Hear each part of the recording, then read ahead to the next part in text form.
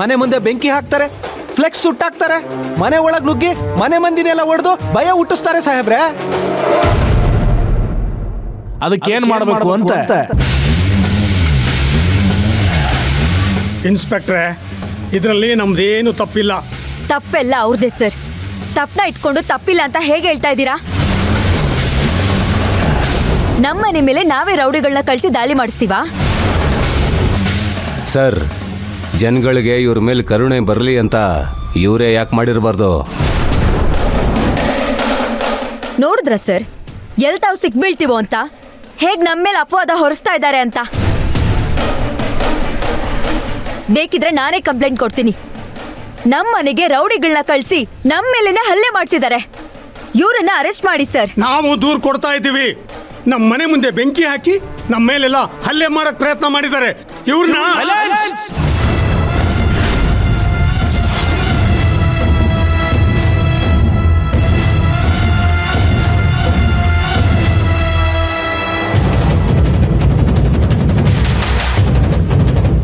ಆಕೆ ಮಾತಾಡಕತ್ತಾಳ ಹೋದಿಲ್ಲ, ಸ್ವಲ್ಪ ಸಮಾಧಾನದಿಂದ ಕಾಯೋದು ಕಲೀರಿ.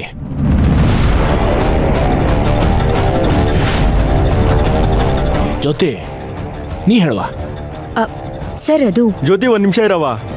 ನೀವಿಲ್ಲಿ ಬಂದಿರೋ ಕಿತ್ತಾಡಕ್ಕಲ್ಲ, ಬಂದಿರೋ ಸಮಸ್ಯೆನ ಬಗೆಹರಿಸ್ಕೊಳಕ್ಕೆ.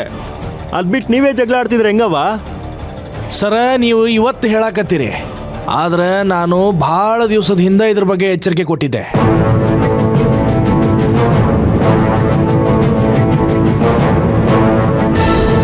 ಆದ್ರೆ ನಮ್ಮ ಮಾಜಿ ಅಧ್ಯಕ್ಷರು ಶಿವಣ್ಣ ನಮಗೆ ಸಹಕರಿಸಲಿಲ್ಲ. ಅವ್ರ ಪಾಡಿಗೆ ಬಗೆಹರಿಸ್ಕೋತೀನಿ ಅಂತ ಹೇಳಿದ್ರು. ಸಾರ್, ಅದನ್ನ ಮನಸ್ಸಿನಲ್ಲಿ ಇಟ್ಕೊಂಡು ನೀವು ನಮಗೆ ನ್ಯಾಯ ಕೊಡಿಸ್ಲಿಲ್ಲ ಅಂದ್ರೆ ಇಡೀ ಊರೇ ಸುಡ್ಗಾಡಾಗ್ಬಿಡ್ತದೆ ಸಾರ್. ಚಿಂತೆ ಮಾಡಕ್ ಹೋಗ್ಬೇಡ್ರಿ ಗೌಡ್ರೆ, ನಾನು ಕರ್ತವ್ಯಕ್ಕೆ ಯಾವತ್ತೂ ಮೋಸ ಮಾಡಂಗಿಲ್ಲ. ನನ್ನಿಂದ ಏನಾಗ್ಬೇಕು ಹೇಳ್ರಿ? ಈಗ ಎರಡೂ ಕುಟುಂಬಕ್ಕೂ ತೊಂದರೆ ಇದೆ. ಈ ಎರಡು ಕುಟುಂಬದಿಂದ ಇಡೀ ಊರಿಗೆ ತೊಂದರೆ ಇದೆ. ಅದಕ್ಕೆ ನಾ ಏನು ಮಾಡಲಿ? ನಮಗೆ ರಕ್ಷಣೆ ಬೇಕು ಸರ್, ಅದಕ್ಕೋಸ್ಕರ ಇಲ್ಲಿ ಬಂದಿದ್ದೀವಿ.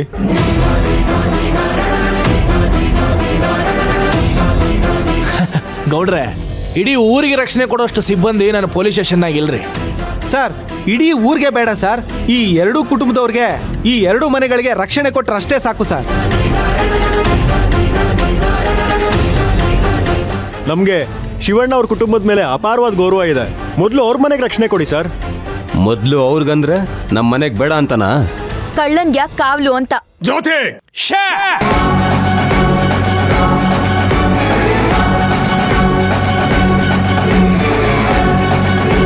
ಹಿಂಗ ದಂಡಾಗಿ ಪೊಲೀಸ್ ಸ್ಟೇಷನ್ಗೆ ಬಂದು ನಮಗೆ ರಕ್ಷಣೆ ಕೊಡ್ರಿ ಅಂತ ಕೇಳಿದ್ರೆ ಕೊಡಕ್ಕಾಗಂಗಿಲ್ಲ.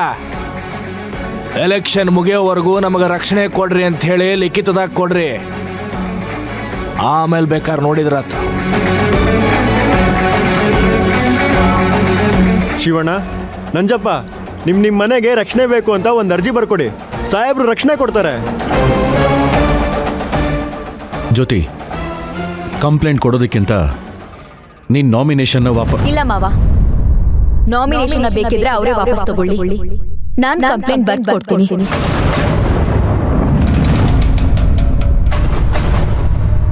ನಾವ್ ಯಾಕೆ ವಾಪಸ್ ತಗೋಬೇಕು? ನಾವು ಕಂಪ್ಲೇಂಟ್ ಕೊಡ್ತೀವಿ. ತುಳಸಿ, ಕಂಪ್ಲೇಂಟ್ನ ಬರ್ಕೊಡು.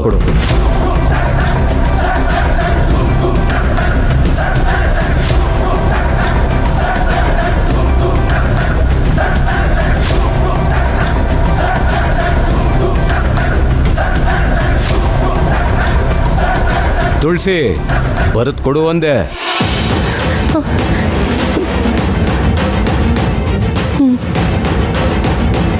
ಎಸ್ ಐ ಸಾಹೇಬ್ರೆ. ಸರ್, ಇಬ್ಬರು ಕಡೆಯಿಂದನೂ ಕಂಪ್ಲೇಂಟ್ ಬರ್ಸ್ಕೊರಪ್ಪ.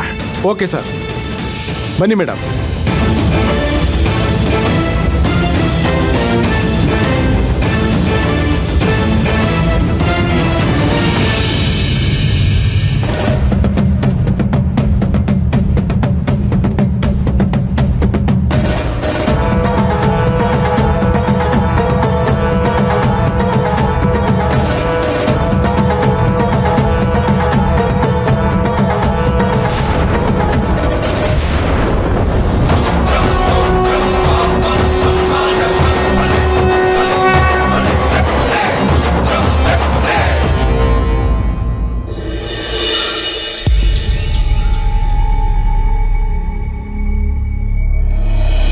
ತಾನೇ ನನಗೆ ದೃಷ್ಟಿ ತೆಗೆದವಳು, ನೀ ತಾನೇ ನನ್ನ ರಾಜ ಅಂದವಳು, ನೀ ತಾನೇ ನನ್ನ ಮೊದಲು ಯೋಗ್ಯ ಅಂದವಳು.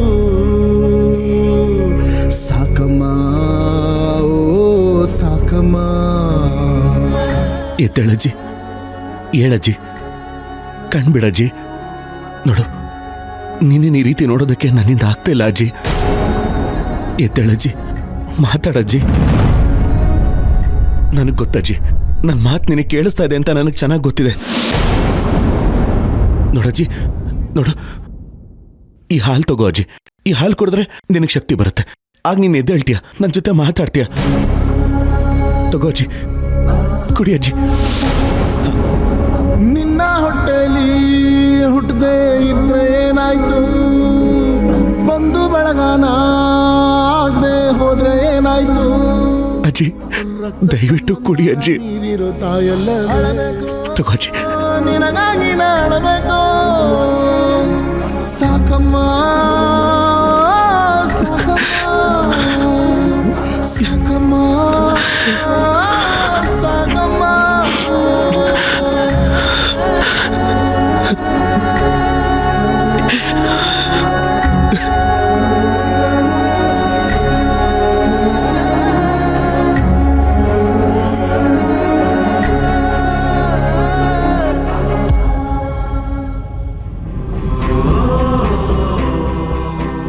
ಅಜ್ಜಿ, ಹೆತ್ತವಳು ಕೈ ತುತ್ತು ಅಮೃತ ಅಂತಾರೆ. ನಮ್ಮನ್ ಕೈ ಹಿಡಿದು ನಡೆಸೋ ತಂದೆ ಮಕ್ಕಳ ಪಾಲಿಗೆ ಆನೆ ಬಲ ಅಂತಾರೆ. ನಮ್ಮ ಪಾಲಿಗೆ ತಾಯಿಯಾಗಿ ತಂದೆಯಾಗಿ ನಮ್ಮನ್ನ ಸಾಕಿ ಸಲಹಿ ಬೆಳೆಸ್ತೋಳು ನೀನೇ ತಾನೇ ಅಜ್ಜಿ. ಅಪ್ಪ ಅಮ್ಮ ಹೋದಾಗ್ಲೂ ನೀನ್ ನಮ್ಮನ್ನ ಅನಾಥರನ್ನಾಗಿ ಮಾಡ್ಲೇ ಇಲ್ಲ. ಈಗ ಅನಾಥರನ್ನಾಗಿ ಮಾಡಬೇಡ ಅಜ್ಜಿ. ದಯವಿಟ್ಟು ಕಣ್ಬಿಡಜ್ಜಿ. ಅಜ್ಜಿ, ಕಣ್ಬಿಡಜ್ಜಿ.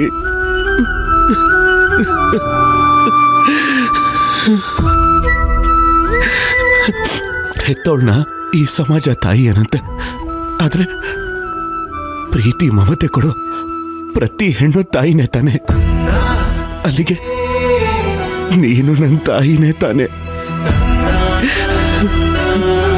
ಈ ಶಿವರಾಜು ಇಡೀ ಊರಲ್ಲಿ ಏನೇ ಹೆಸರು ಕೀರ್ತಿ ಸಂಪಾದಿಸಿದ್ರು ಅದು ತಂದೆಯಾಗಿ ನೀನು ಕೊಟ್ಟ ಮಾರ್ಗದರ್ಶನದಿಂದ ತಾನೆ. ನೀನಿಲ್ಲ ಅಂದ್ರೆ ನಾನಿಲ್ಲ ಅಜ್ಜಿ. ನನ್ನ ಜೀವನ ಅಪೂರ್ಣ.